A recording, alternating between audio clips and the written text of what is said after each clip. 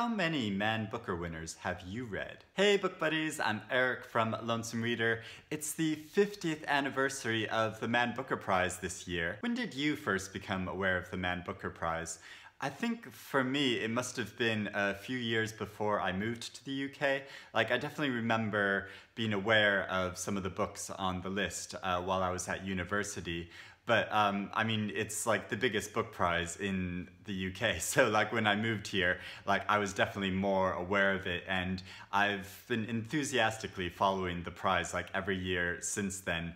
And like I don't always love all of the books on the list, the short list or the long list for the prize, but it's definitely an interesting mixture of books and sets sort of like a benchmark of like great literature that's come out that year. So it's quite exciting that the prize is 50 this year, and the Man Booker is having a whole bunch of events to celebrate over the course of the year. Like in July, they're having a Fiction at its Finest festival at the South Bank Centre in London, but they're also planning events all over the world with past winners and shortlisted authors like Michael Ondaatje. He's going to be appearing at the Jaipur Literary Festival, and Eleanor Catton, who wrote the brilliant The Luminaries. She's going to be appearing at a literary festival in Trinidad and Tobago. Margaret Atwood is going to be at Hay on Wye. I'll put a link in the description below for more info about the 50-year celebration. The prize is also running a hashtag ManBooker50 contest, where they're challenging readers to see how many of the past winners they can read before the end of May. Now this is quite a tall order. There have been 52 winners in the past 50 years, and that is because on 2 occasions there were joint winners of the prize. This was in 1992 with Michael Ondaatje's novel The English Patient and Barry Unsworth's novel Sacred Hunger. And then in 1974, Nadine Gordimer won for The Conservationist and Stanley Middleton for The Holiday. Wait, was it called The Holiday or just Holiday? I think The Holiday was like a bad movie. Anyway, I have read 20 of these past 52 winners, so I have quite a few to go, and I don't think I'm gonna have time to read 32 more before the end of May, but it'll be fun to try to fit a few more in. If you want to see how many you've read, like I said recently, I love a geeky book list. I'll put a link in the description below to the Booker's Gallery of Past Winners, which is really interesting because you can see also all the shortlisted titles and the long-listed titles from past years. And I just spent ages like going through this list and like saying to myself like, what? That book won over that book? Like in 1986, Kingsley Amos's The Old Devils won over Margaret Atwood's The Handmaid's Tale.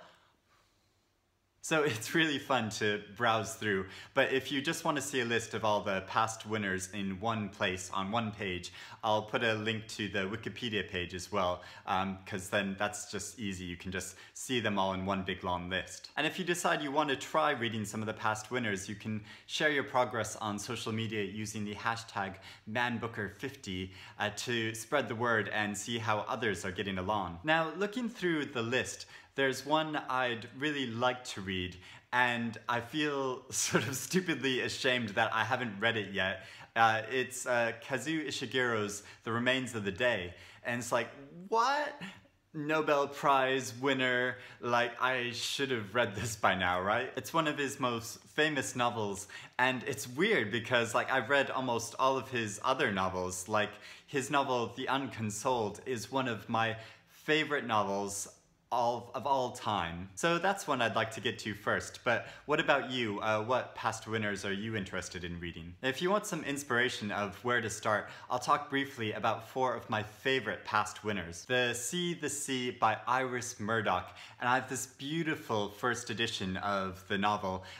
This sits like proudly on my special bookshelf. I love Iris Murdoch's novels so much, and this novel won in 1978. It's about an accomplished playwright and director who moves to a secluded house by the sea to write his memoirs. He encounters a great love from his childhood, and this sets him off on a journey of self-discovery. The story says so much about our relationship with time and memory, about the formation of our personalities, and about the complexities of love, about egotism and vanity. It's an epic look at the interior of self. Then there is The Bone People by Carrie Hulme. I'm not sure where my copy is. I think I lent it out to somebody, but this is what it looks like. This one in 1985, and Carrie Hulme is a New Zealand author who writes about the indigenous Maori people. It's about a mysterious mute boy named Simon and his adoptive parents Joe and Hannah, and a hermit female artist named Carowyn. It's about love, violence, and isolation, and has a really dramatic, totally immersive story. The Sense of an Ending by Julian Barnes. This novel won in 2011, but it was also made into a very good film last year. I'll put a link in the description below where I made this video of a whole book to film comparison because I reread this novel right before seeing the film. It was so worth it because although this is a very short novel, it's so powerful. It's all about the issue of memory, so actually it'd be really interesting to read this in comparison to Iris Murdoch's novel The Sea. And I think this especially is a book that you would get a lot out of reading at different stages of your life. It would mean different things to you at different parts of your life. I read it when I think was in my early 20s, and then just reread it last year, like I said, and had a totally different interpretation of it. And then A Brief History of 7 Killings by Marlon James, and this won the prize quite recently in 2015. It's a totally astonishing epic story centered initially around an assassination attempt of Bob Marley in his Jamaican home, but then it goes on through the years to follow the lives of a few different characters and their interactions with the drug trade and the CIA. So 3 reasons why I really love this novel. Firstly, there is a fantastic female character who changes her identity throughout the years like a chameleon. Secondly, there are fun, explicit gay themes, which for a Jamaican novel is huge. And third, you don't really find out the full meaning of the novel's title until towards the end of the book, which is a great enticement to actually see it all the way through. Because this is one of those big, challenging novels that I think a lot of people probably start and not many finish. So there are some suggestions. Do you think you'll try to read some winners by the end of May? Will you try to read all 52? If you read all the past winners, I think you should win a special trophy or a crown. You should at least get a special tiara. Anyway, happy reading, book buddies, and I'll speak to you again soon.